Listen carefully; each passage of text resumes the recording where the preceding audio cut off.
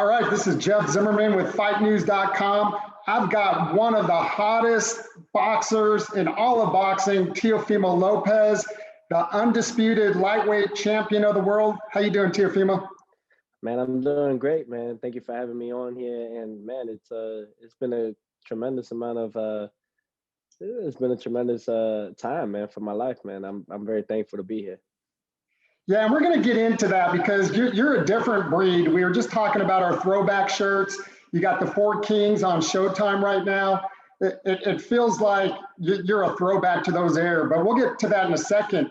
You were in the ring 4 times in 2019, 4 times in 2018, 6 times in 2017, and you only have about 16 pro fights. So this has to be your longest layoff of your career. I believe it's my second. Yeah, at this time, it's my second longest layoff since the pandemic hit and everything. So it's a good. I'm anxious, but more so, I'm just ready to fight, man. My fight date was supposed to be June 5th, which was this past Saturday that passed, and now it's June 19th. So it's all about making these just balancing out now, and just I can't wait, man. I can't wait to show everybody what I'm all about. Man, and part of the reason I say you're a throwback fighter too is you're always in shape. I was watching some video of you. I think you just posted last night, and I noticed your circle is small too. You don't have this entourage around you, a couple people. I mean, do you ever get out of shape, or do you just stay in shape 24/7? My father, who is my coach, he's the head trainer of Team Lopez and the Takeover. I think that he just, he's always tells me you got to be in the gym. And as I'm maturing more, and as mentally as I'm maturing as well, I realize that it's more of a need rather than a want now at this point. It's what I need for me physically and mentally. So I've always been in the gym. I've always been training. However, now it's been more so ever since I became undisputed, beating Vasily Lomachenko. Ever since then, I don't know, something lit up in me where I wanted more than ever. People, I guess everybody's different. For myself, it just humbled me more, and it just made me want it even more. To see what else I could do in this sport that I love. Yeah, you went from doing the hunting to now being hunted. Is that a different mindset now for you? It's only hunted. I'm only hunted if I think of it that way. I'm still hunting all these guys. They just come in packs now. That's the difference. So for me, it's all about making the right moves. That's why I keep my circle small. And like the great Jay-Z, like he says, it's less is more. And that's what it's all about. It's just having the right team around, and it's no pressure over here. I feel like at the end, this is what was meant to happen. Yeah, and since winning the title against Loma, you talk about your team. No one was your biggest cheerleader than your dad. He literally called that fight into existence, and then you delivered it, and you delivered the goods. What was that like that night, and what has it been like since then? It's since that night, it's been a fun ride. It's been a roller coaster ride here and there. Excuse me, but overall, I think that it's tremendous to see the amount of growth that we both have had and the connection we've had. We just added Jorge Rubio into our camp as well as the assistant coach for this fight in particular, and it's all about just getting better and just improving more and more. So going back to the drawing boards, even though we won and we did what we did against Vasily Lomachenko, there's so much more room to grow. So it's my life has changed in a better way. The outcome has been much better, and it's all about just the communication now. You got one of the best nicknames in all of boxing, the Takeover. I was talking to the legend Christy Martin yesterday, the coal miner's daughter, who I think is one of the old-time best nicknames. Iron Mike, the Body Snatcher. You do the backflips, you do the Heisman poses. I mean, it's like you're almost like Ali as a showman, but talking to you now, you're very humble and very reserved. And I think you're cut from a different cloth. What do you say to that? Thank you. That's what I can say. I appreciate it. I mean, it's been a long time. My whole thing is about just becoming that next athlete or that only athlete that could set a trend. I guess have these young fighters, um, pretty much see the outcome of things. You could become the best and still be you. You don't have to fake anything or wear certain jewelry and stuff. But everybody's different. I think that in reality, being compared to those likes of Muhammad Ali and stuff like that. If I'm that, it's more than that. I think that what Muhammad Ali stand for was his own thing, and that's all I'm trying to do now. Just be my own person, be my own thing, and this is the takeover. That's what it comes down to. And I'm very appreciative of everyone that's been supporting me and been watching me throughout my career and watching me throughout my training camps and everything. And I heard you and your dad on the Hot Boxing podcast with Mike Tyson. It was a great show. And you guys talked about how what he meant to you and just following him and the inspiration. It sounds like that's kind of what you want to do for the next generation, leave that legacy. Oh, absolutely. That's what it's all about. It's about leaving a legacy for not, it's not just for us, but for the new generation. That's why we call it a takeover and why I'm working so hard and why I make these sacrifices so on and so much more now is because it's what we leave behind that really matters. When I hang up those gloves, it's what did we leave? What did we leave behind? And it's just setting a good image and a good role like Muhammad Ali did for me, like Sugar Ray Robinson, Sugar Ray Leonard, the likes of Roy Jones, Mike Tyson. I mean, Willie Pep, Floyd Patterson. I mean, we can keep going. Joe Lewis right here. There's so many guys that have paved the way for me, and it's all about doing the same thing for the new generation on the rise. What makes you tick, Teofimo? You're unique. You're unique. What makes you I tick? I think that at the end, it's the sport is always going to be bigger than us. We're never going to be bigger than the sport. This is bigger than me. So at the end, this is my world, and I have everyone living in it. But at the reality of it, I'm in their world. When it comes to the boxing gods and to the sport that I love, and why I do what I do. So it's just giving my respect. Bowing down to the higher, and just keeping myself level headed. I'm not no god. I'm just a king.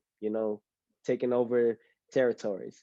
And putting my flag everywhere I go on there. So it's all about just staying focused, keeping the tunnel vision, and I'm hungry. That's the whole thing, man. I'm eating with my hands. I'm not having a napkin over and having a fork and knife now that I became undisputed. No, I'm still hungry, man. I want to get your heart. I want to eat it. So it's just keeping that mentality, man. Why we have the greats and the greats like Tyson and Jordan, and we could keep going. Kobe and LeBron, they didn't stop after their first championship. They kept going, and that's what I want to do for myself. Now, as I mentioned earlier, the four kings, Duran, Hearns, Sugar Ray, and Marvin Hagler, the late great Marvin Hagler, having passed away. You have been compared in your era with Ryan Garcia, Tank, and Devin, and you might even throw Shakur in there into that mix. You're shaking your head. Do you not like that Four Kings comparison? No, not at all. I don't like the Four Kings comparison at all because I feel like it's a disrespect to those guys that really did what they did. That's real fighting. That was real boxing, not this stuff today. Today's era is real soft. It's real soft to fighters. I would say I would say a bad word, but my whole thing is just keeping it PG now, and it's all about just setting the tone. But I think that it's not right. I feel like whoever set that out there is sorry to say, but an idiot. And they don't know anything about boxing. Marvin Hagler, Roberto Duran, Tommy Hearns, and Sugar Ray Leonard. Those guys fought each other, but they these were fighters that didn't care about their these fighters they do. In today's era because of someone that set a trend like that, and that was Floyd Mayweather. So you know when we talk about the Four Kings and all that, I think that we leave it to the '80s and with the real true boxing, not this not this paparazzi propaganda stuff going on right now. What makes you so special in the ring? You know, you obviously the skills, the speed, the power, but what else about you and your style and that you're a cut above the rest of the competition? Um, the will to win and my ring IQ. You know, I think that's what really sets the difference. You know, the fact that I don't fear no man but God, and I don't respect no man but my father. So really, what it comes down to is all that. You know, whoever they put in front of me, I'll beat them. You know, and I don't believe the hype. I don't believe my own hype. So at the end of it all, like if I don't believe my own hype, there's nothing that anyone could do or try to say it to me. You know, I know where I stand as a fighter, as an athlete, and as a human being. So it's all about just setting that tone, and you know, I'm very thankful. I'm thankful for to being in the position that I am in today. You know, I only got today, so I'm blessed to be here. So my whole thing is just staying focused throughout the whole time. Assuming everything goes as planned, June 19th, you got a big mandatory fight. I should have mentioned it at the beginning with George Kambosos on Triller in Miami, pay-per-view. Real exciting fight. Assuming all goes well in that fight, how badly do you want to kind of end the conversation with Devin Haney and the dispute about the belt? You know, my whole thing, you know, I'm excited about June 19th. You know, that's the, you know, we got to get George Kambosos out the way. That's the guy in front of me right now that they have. And it's all about, you know, moving him to the side, but or going right through him. That's the whole thing. So after that, then we could talk about the likes of Devin Haney and and Josh Taylor and so on and so forth.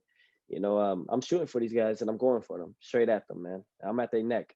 You know, so it's all about just making those fights happen for you guys. And you know, it's crazy how funny people could be. You know, you beat the guy that everybody was ducking, and then you end up becoming the duck, right? So it's a funny cycle that that many people have. But hey, if they're not talking about you, then that's when you got to worry. So you know, I'm just very pleased and thankful that Teofimo Lopez, that name is still on the rise, and people are still talking about him every day. And you mentioned George, and you know, obviously he's undefeated. He's a mandatory for a reason, so definitely no slight there. What threat does he pose for you in the ring from what you've seen? Uh, I feel like every fighter has what he opposes to me is that that guy is there to take my bread and butter. So this fighter right here, you know, none of this is possible without beating him. You know, so all this could be forgotten after June 20th. You know, if I don't do my part. So that's what he opposes to me. He's a big threat. You know, he's there to take my food. He's there to take my bread and butter. You know, and that's what it comes down to. I'm not gonna let no man in front of me do that. I work my ass off. You know, and I'm sure he has as well.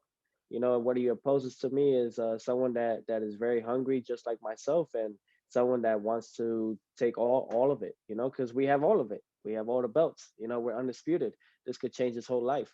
But I just feel like this is if it changes his life, he won't know how to handle it. So I'll take care of it and I'll keep it my way. You know, like Frank Sinatra. I'm gonna do it my way. So June 19th, I hope everybody tunes in, you know, and if you guys can't be there at the Marlins ballpark to get your stadium tickets, you guys could definitely watch it on Fight TV and yeah, get it now, man. It's gonna be a show on top of a show. This is gonna be the greatest showman, and I can't wait, man. So for everybody, thank you, and I look forward to everybody tuning in June 19th and to see what we're all about and how much better we've gotten since the Lomachenko fight.